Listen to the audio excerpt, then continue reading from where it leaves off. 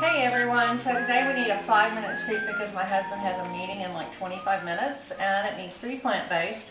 So the goal today is to put together a soup that has a lot of nutrients in it but actually comes from a can. So you can do this and just watch how this is going to be.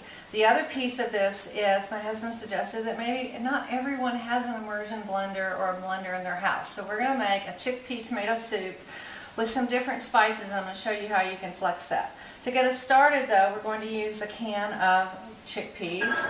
Normally I would probably try to do this in a blender and do this at the very end, but we're going to see if my husband's idea of just kind of mashing them and kind of getting them started will give us some breakdown. He likes whole chickpeas. I kind of like bits and pieces and more of a puree. So you can do this any way you want, but pretty much I mash them. And as we go through this, there's also some things I can do on the induction cooktop that you can't do on an electric stovetop or gas grill. So if you see things that I'm doing on my cooktop, maybe not do this at home unless you have an induction cooktop. So the next thing we're going to add is a can of really tomato soup. You want to go with low sodium and make sure that there's not any high fructose syrup in it. But the great thing about canned tomatoes, canned tomato soup, whatever brand you use, is you need the lycopene from the cooked tomatoes. So, you know, we're just going to add that in there. It just sounds so gross, doesn't it? But I'm telling you, it's going to be a wonderful soup for your lunch. 5 minutes plus a topping. So we have that, and now we're going to add, because you know if you're eating plant-based, you should have a carton of vegetable broth in your refrigerator. So we're going to add just a little bit of that, and maybe a little bit more. You could probably measure it in a can, but I'm just winging it today. And now I'm going to put it on high, just because I can. You would probably on a gas stove crank it up. That's cool. And then we had some leftover protein almond cashew milk. I know y'all are going to say this sounds so gross, but it's going to add what would essentially be cream if I was doing this the way I would have made this soup in 2018 before we were on this journey. So now we're just going to crank it up. We're going to let it cook. And I'm going to talk about the different spices of how we're going to make this soup even better. So you have a base for a soup now. Now you can go lots of different ways. You can look in your spice pantry, go to your local spice shop, and you can go Indian with plant-slant.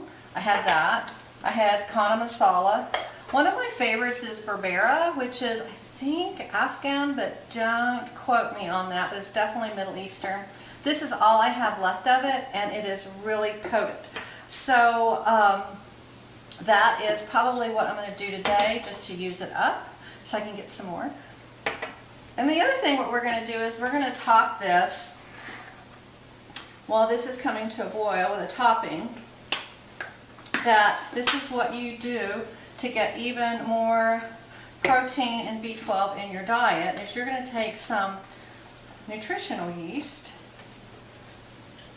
On this one, we're going to blend cultures. And I'm going to just put in a little bit of Indian, of the hot masala. We're going to add some sesame seeds.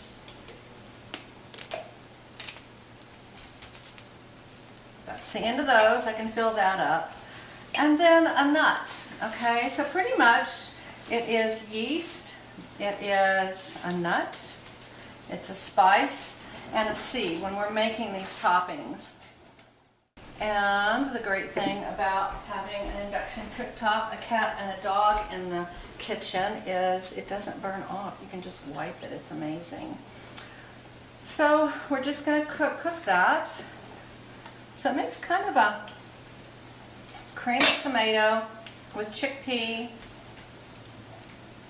with some Berbere. So one thing to think about if you're thinking about going plant-based, you're going to be experiencing a lot of different cuisines. And so as you work through plant-based, you're going to be, trying some things you may like or not like, or blending cultures like I did today with some Berbere and some Indian. You're going to expand your palate. It's really cool. It's like taking a trip around the world. I'm going to try to mash it just a little bit more. But this is one of my favorite go-tos. Like, you can take 2 cans and some spice. Now I'm going to make it a little textury and leave some whole beans because that's how my husband likes them. If I was making this for me, I would use an immersion blender and stir it up. You can also serve this over some brown rice if you want, or some quinoa, or some couscous if you just need a little something extra. I will tell you, the Berbere is spicy.